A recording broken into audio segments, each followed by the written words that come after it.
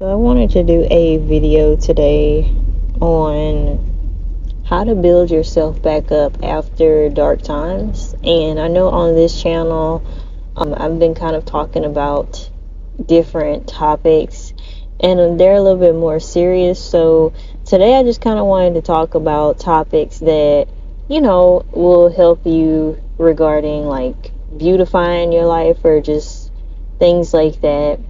It's been a minute. So, yeah, today's topic is how to like rebuild yourself up if you've gone through hardships and things like that. If you feel like you've lost touch with your pretty privilege, just feeling good about yourself. Maybe you're experiencing depression, difficult life changes. This is something that I know very well. Because my life has definitely not been crystal clear. So I just thought that I'd make a video and kind of telling you how to navigate it, how I navigate it. The first thing that I'm going to say that I feel like you need to hear is take your time in this process. If you want to be a couch potato for a while, take your time. If you want to get up and then go for a walk and then come right back and do some more couch potatoing, then, it's the small things in a day. Getting up, let's say you say you're going to decide to make your breakfast and you're not just going to make like, you know, a breakfast that's like, I don't know, eating a granola bar. You're going to make a well balanced breakfast for yourself and get up and, do simple hygienic things like brush your teeth and maybe wash your hair today. And that's all you're going to do today. That's all that matters. Don't sweat it. It's the little things for like the bigger stride, if that makes sense. So just take your time. Second thing is to, also like watching like your favorite Netflix shows, things like that, or revisiting shows that you really like. Doing things like laughing, if you like comedy or rom-coms, like whatever you like that doesn't deal with the hardship directly that you're going through. So like if you're going through a breakup, maybe not watch rom-coms and stuff like that, but definitely watch something else. For me, one of my favorite shows is The Office or something like Parks and Recreation. I'm just getting into Brooklyn Nine-Nine because it kind of has that same documentary style comedy TV sitcom type of thing. Also, I would watch something like Abbott Elementary, like stuff like that just make me laugh. Simple thing. You could do that, and that's all you're gonna do. But anything that you could find to uplift your mood, I know that it's difficult, but just try to do that. I think I'm gonna talk more about that in another point. The second point is find healthy ways of getting your thoughts out. And as a person who has gone through like a lot of harsh life changes, a lot of scorpionic energy in my life, I would highly recommend the earlier you take care of it, the better you will be, and the more you'll be able to maintain your social skills, your charm, your charisma, your personality. It'll stay better intact if you just get your thoughts out of your head and stop thinking that it's negative to share your vulnerabilities with someone else. You're going to bring them down and stuff. In the last point, I'll share with you how to do that so you don't really feel like you're burdening other people too often or anything like that. But you need to get these thoughts out of your head, whether that's journaling. I would highly recommend some form of therapy, like talking it out to another individual, because they can better guide you and be a better support for you. Let's say if you have no support of your own. So just consider that and look up healthy ways to get your thoughts out. They even have rage rooms, which I've heard some therapists debate that those aren't necessarily a healthy way to handle things, because you'll always want to use a rage room. But, you know, my version of doing something like that is I have this soda bottle. It's like a big 3-liter soda bottle. And when something makes me that frustrated or pissed off, I just use the soda bottle and start hitting, obviously like desk and hard objects or whatever, and I just go at it. And like I said, the best thing that I could recommend to you is get used to regulating, like feeling the emotion instead of like trying to suppress it, bottle it in, don't tell nobody about it. If you're not going to tell nobody about it, like you still have to channel that energy out. So if it's something like rock climbing, or you like to go, I don't know, something like really intense, a hit workout or a workshop where you can dance or something really intensely, get the anger, get the energy, get the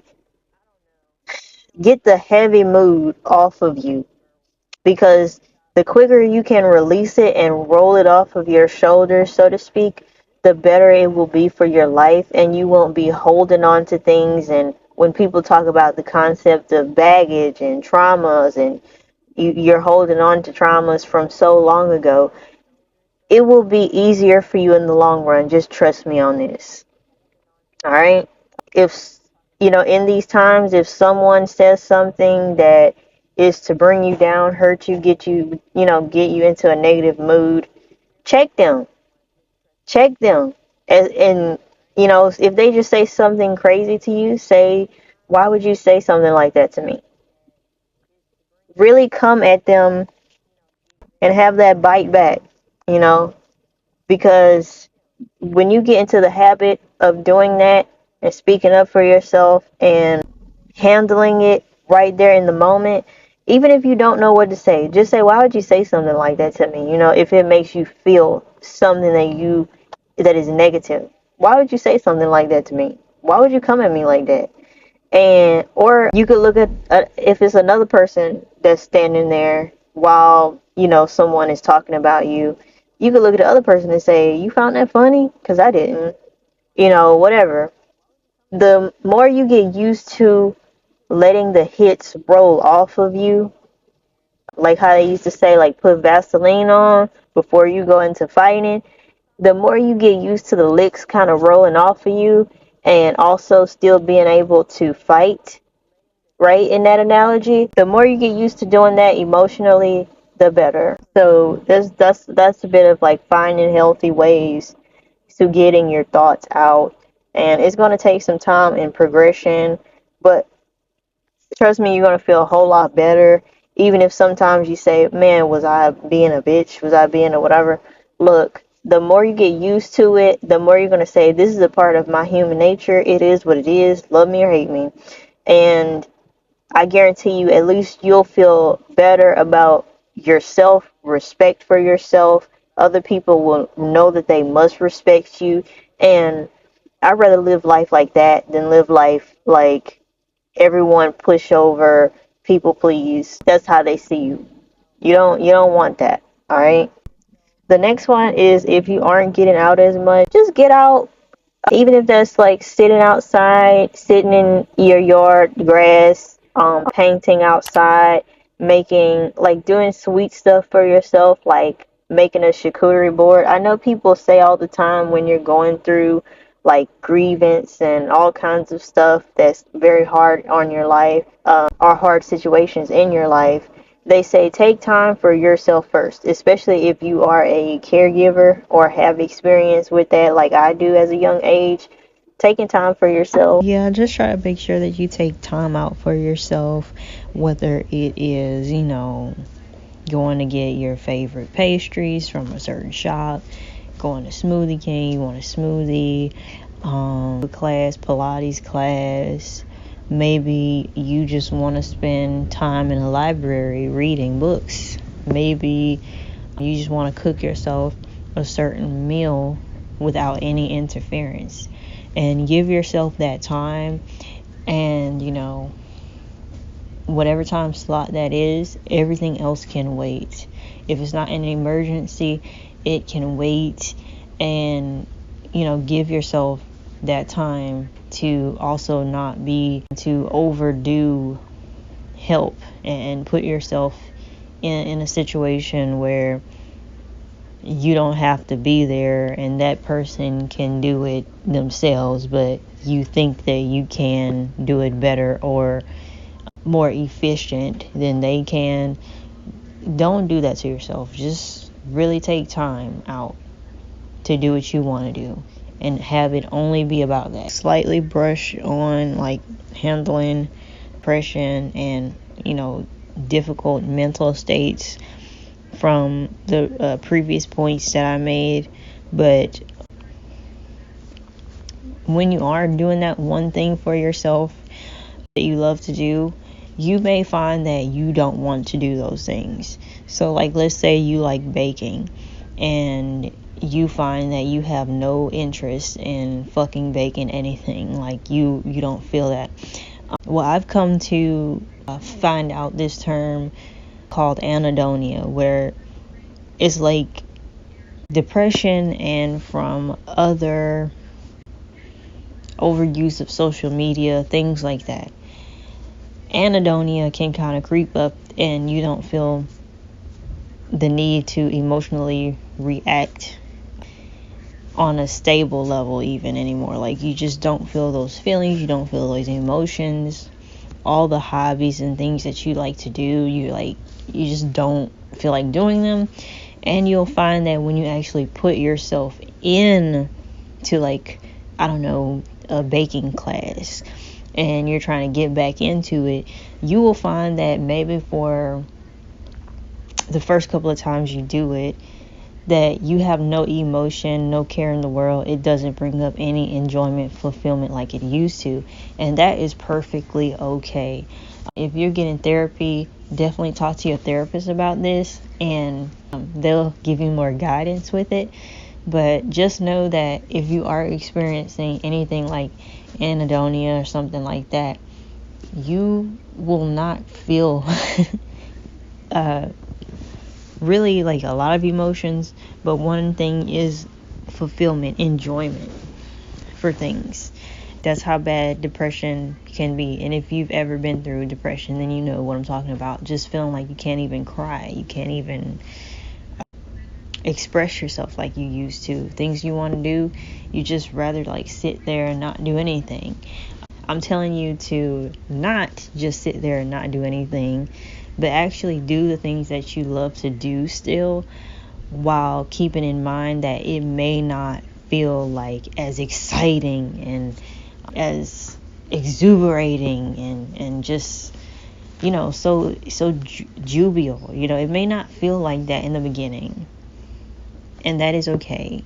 And some people may say, well, how long is it gonna take? And it's really up to you and your brain chemicals and things like that. That's why I say therapy kind of goes in hand with trying to figure that out. But really, for some people, it could take like a months into doing something like continuing going to the baking class until they feel the fulfillment and enjoyment from it again. So just keep that in mind. I just wanted to put that in there. The next thing I'm going to say to build yourself back up after hardships is based on your personality, okay? This one is optional, but based on your personality, experiment with beauty, makeup, clothing, textures. If you're an artist, different mediums and medias, different canvases. Experiment during this time, because more than likely you will be by yourself more often than not, and you may never get this time back to do the things that you truly love and can express as art to oneself. So I don't want to say like go crazy, but definitely like if you want to do something different with hair, try wigs. If you want to try different nails, if you want to try different aesthetics that you've never tried before, just to see what it would be like on you, experiment. Okay, now that's like the very bold personalities that, you know, don't care about what other people think and stuff like that. But if in this time, because you may be in like a more fragile state, and the last thing you need to do is draw attention to yourself, if you're that type of person, and that's okay because I'm that type of person sometimes, if you're that type of person, don't do this out loud necessarily. Do this with, like, if you want to go to a restaurant and do a solo date, try the stuff that you would never try. If you're a foodie, you know, try different. Let's say you like to go to a yogurt shop or something like that. Try a different flavor that sounds absurd. Try, like, I don't know, like, I think this one time, me and the ex-spouse of mine that I had at the time, we went to was it like a popsicle?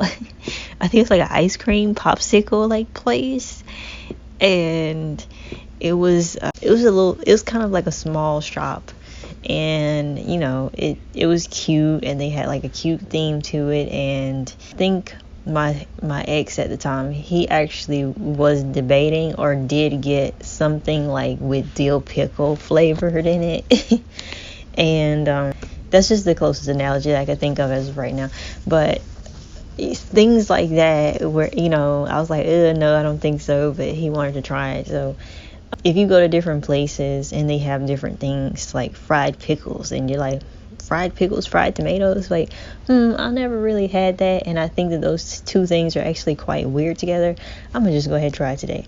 And the reason why I'm telling you to go ahead and just jump into like experimenting with new things is because you may find something that really triggers, from the previous point, triggers your serotonin, your dopamine in a new way. And a lot of the times when we're going through hardships and depression and stress of life, building new experiences, it kind of helps our psyche and our psychology in a way, because when you're going through negative things, it's easier to stay in that negative mindset and negative memories from that time. And if you have a history of depression, it kind of gets harder for you to make newer memories and newer experiences, especially if you're not getting out and doing much. You know, it gets kind of like you're in a hard rock and hard place, you know. So the more that you can activate new memories in your mind, the better it is for, the more healthier it is for your brain's health. So even though during these times it may suck, and the things that you have to think about, you know, doing something that you may never have thought that you want to do, like going to a paint class where they have like nude people. I know, strange, but if you do something like that and create that new memory channel, so to speak, that's kind of helping your brain's chemistry balance out, versus like, even if you didn't like the experience entirely, it's the fact that you just have a new memory, a new place that you went to, something new that you had to see or look forward to. It could kind of balance out your brain and help your new neural pathways. And there has been debatably a link to like depression and, you know, dementia, Alzheimer's, I believe. Don't hold me on that. There are studies on that if you want to look it up. But creating new memories and new explorations, having new things to look forward to. Even if you feel like right now you want to be a couch potato and take that time for yourself, like we was mentioning in the previous point, you can do that, but kind of come back to scheduling something within like 3 weeks from today or something like that. And you will find that even if it builds up like a little bit of like nerves or like a little bit of like good nerves, okay? So like, oh man, I never been here before, but we're gonna see, even if it builds up those type of feelings and emotions inside of you, that's creating like new, like I'm not a psychologist, but that's creating new neural pathways and a way for your brain to kind of tap out of survival mode and tap out of depressive mode. And even if it's for a little bit of time, it matters that little bit of time where you can experience something else, feel something else, be happy or be excited or be curious or anything like that is more healthy for your brain versus just kind of like sitting, self-wallowing, not really doing anything with your life, not feeling like you accomplished anything. Because if you feel like you even accomplished like going to an art class and say at the ending of the art class where you paint the nude person or whatever, whoever did the best painting as a beginner, you get like a little bracelet or and a ticket to bring somebody else to come back or something. And let's say that's you win that night, and that's going to be a new memory that you always remember, that you just tried something new and you actually discovered that, damn, I'm actually good at painting. And then that inspires you to go to Michael's and get an easel and get a canvas and start doing different type of decorations. And then you never know where that can take you, because let's say 12 months down the line, a couple of years down the line, you find yourself becoming one of those people who owns a business that does the cool carpets that you can it's some type of like, it's like a gun system, like a feed through system. It's like a gun and feed through system that helps you like knit rugs or something. And that might be how you like to do art, or you might like to do a certain type of knitting, and that actually helps you with your depression. One girl in my class, she was a twin, and her sister and her did art, and I think they actually took it to schools and stuff to help children. So she would do stuff in class like knit. She would have like little mini, I don't know, dinosaurs or something. She would have things to kind of keep her mind stimulated and learn at the same time. And my teacher actually thought that was cool and had no problem with it. But doing something new may actually be a better benefit for your brain, sharpening your brain, taking hobbies with you for life and the longevity of your life.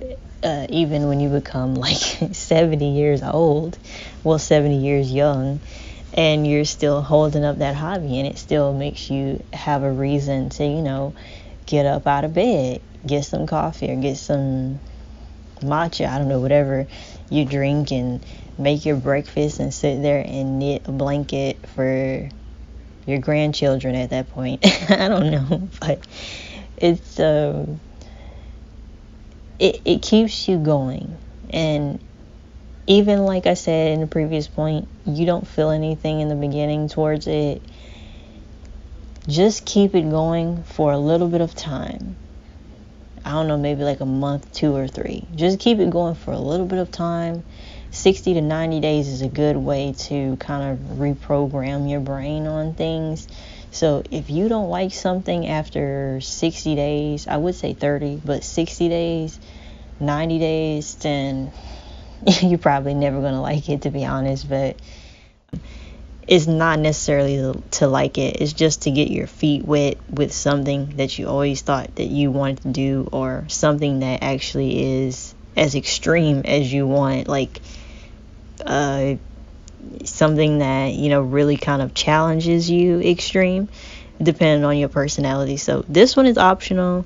Just feel into this one how you want to, because I don't want you to take a shot at something that will get you feeling embarrassed around people or something like that, and push you back into like this negative feedback loop of just life and life sucking. And it's not for any of that. So you could do things by yourself, with others. It just depends. Okay. Next tip I have on building yourself back up, going through hard times, is hang out with those you trust, love, and know how to confide in them. So from the previous point that I had made about learning how to get your thoughts out and lean on others in a way, this is kind of where I'm going to tell you how to do that without feeling like you're being negative and a burden to other people. Okay? So, from personal experience, I was having a conversation with one of my friends, best friends at the time, and I was telling him why I kind of bottle stuff in and I don't really let stuff out. I choose not to. And my comprehension of that was that if I started talking about these things that were going on with me and going on with my life, one thing would happen. People wouldn't understand, and they'd be like, oh, you know, I feel sorry for you, or oh, you know, I don't, that must be difficult. And then they would say like 3 other sentences and then turn it back to them like we never talked about that. You know what I mean? And because I was a teenager at the time is when I started to have this thought process. And when I was a teenager, I started to caregive for my mom, so to speak. So no one else, none of my friends knew what that was like. They didn't know my challenges with that. And at moments I would try to explain that to them, but like I said, they just didn't get it. They couldn't get it. And they would say like 2 things about it and then revert into talking about themselves. You know, we were all like young, really young, you know. So I don't blame them for that. It's just kind of like how the conversation would go. So I really wouldn't get nothing from telling them about my situation over and over again, you see. So when I was telling my best friend about that and how I felt about that, and another reason why I didn't like being vulnerable is because, you know, at the time I didn't know why, but I just thought vulnerability was icky to deal with and it was like weakness and stuff like that. And that's because one of my loved ones would always tell me, you know, like, be strong, like that whole thing, like, be strong, stop crying, all that kind of stuff. And I wish they would have never kind of put that in me, because the look of them being disgusted by me crying and rolling their eyes like come on, like get over it, you know. At the time, being a kid and starting to associate crying, tears, emotions with like it's disgusting, it's repulsive to other people, you know what I mean? It kind of made me just suppress stuff to myself a lot in my life. So that was a piece of it. And the other piece was just I didn't want to spread negativity in the world that's already seemed like is quite negative at times. And so if I'm the person who's getting on the phone and talking to my friend about all like negative stuff, work, school, whatever, like just constantly talking about the same negative thing, then that person would associate me with negativity and bringing more negativity and drama into their life, and they would not like me. Okay, so as I was telling my friend this, he actually told me like how he does it and how he kind of like gets support from others while going through his stuff and talking about his stuff. And he told me that he's like, see, you could kind of spread it out, kind of, amongst your friends. So he was like, I can't remember like exactly what he said verbatim, but he was just like, see, like this one friend, I would tell him about the job, like our job, like, and the problems that I have with our work, because he was military. He's in the military. So he's like, oh, I tell this friend like about the shit that I can't stand with military. And then he's like, okay, so let's say like my sister or something. I would tell my sister something that I'm having problems with, like getting a car or getting like my finances together to get the car, something like that.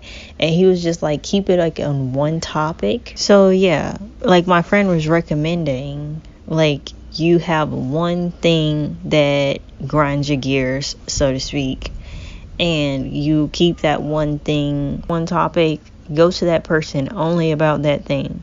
So that way it doesn't feel like you're just trauma dumping your entire life, your entire whatever. Like if you have a best friend where you can do that with, that's great. But I would just recommend like never to tell a person like every single thing, because sometimes you never really know like who's going to betray you, put your business out there, and leave that for your therapist, like the really dark stuff. Maybe it should never feel like it's just being dumped on one person. But or maybe like you could do like a group meetings, a group therapy if you want. But when it comes to like talking about really dark things all at once, maybe don't do that. I wouldn't recommend that per se. As my friend was suggesting, I had never looked at it that way. Like, oh wow, like yeah, you can just talk to one person about this thing that's not going right, or say maybe it's a person who's been through that thing, so you could just leave it at that. Like, don't be adding like, oh, my work, oh, my money, oh, my this problems. Like, just leave it at, this is like caregiving, my nursing job, or being a nurse, being, because I'm hearing like that's getting kind of, being a nurse is getting kind of difficult too. So, have like one person on like one thing, being vulnerable on one thing, and it'll help you like not feel like, oh, you're being completely negative 100%. Definitely don't be the person that you just call to like talk about work the whole time. Like the whole conversation should not be about your job and loading off about your job. So every other time or so, like kind of space it out, when you want to dump that bit of negativity. But it's not really negativity, it's just human nature, and it's actually a good way to bond and connect with those that you love, that do want to be there for you, to support you. And if you don't allow them to, or let them know that they're there for that, you'll become kind of like, I would say like me. People can't read me. They don't know what I want from them. I don't know what they want from me. And your amount of support would be kind of superficial or thin, and like run thin. Especially if you're not a person who likes to make a lot of events, or has the resources to make a lot of events and celebrate yourself a lot. You'll find that when it comes to like having support, it'll be very, very loose. So it's a good way to exercise being vulnerable with people, and I highly recommend keeping that a part of your social skills toolkit. And not losing that, you know, because we can go through a lot of things in life, and because we want to spend a lot of time to ourselves in isolation and stuff like that, you lose a lot of those social skills. You lose a lot of that charm, that wit, things that you had if you're not using it. Just like how, you know, the elders say, you don't use it, you lose it, so to speak. So this video was already long enough. Please let me know if you want me to do maybe a part 2 to this. But these are ways that you can rebuild yourself up and your pretty privilege back up bit by bit.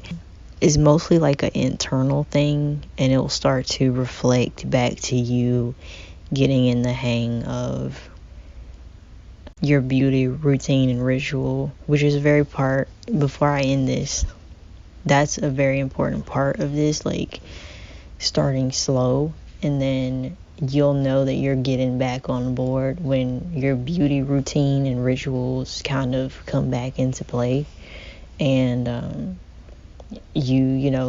you find yourself keeping up with yourself a lot better and taking care of yourself a lot better. It's not so much about the beauty routines and things like that. The one thing that could, like, if you have one thing that does make you, that you like to do, like get your nails done, get your hair done, like a beauty routine that you like to do, try to keep up with that on a monthly basis.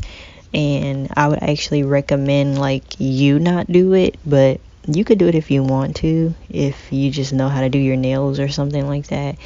But let somebody else kind of perform the service for you would be a lot better, I think, because you have like a relaxation moment and time to like let yourself just be free, you know, in a way. Be free, be loved on, be cared for when someone does the service for you. So pedicure, manicure, whatever your thing is, like, try to keep up with that once a month. You know, when you find that one thing, I put a video up about, you know, women should have that one thing that you like. So, and slowly but surely it come back into play. Tell me a point in your life where you had to build yourself back up and you did, and give each other support in the comments on building up yourself after like going through hard times. Definitely comment, like, and subscribe, and I will catch you on the next one.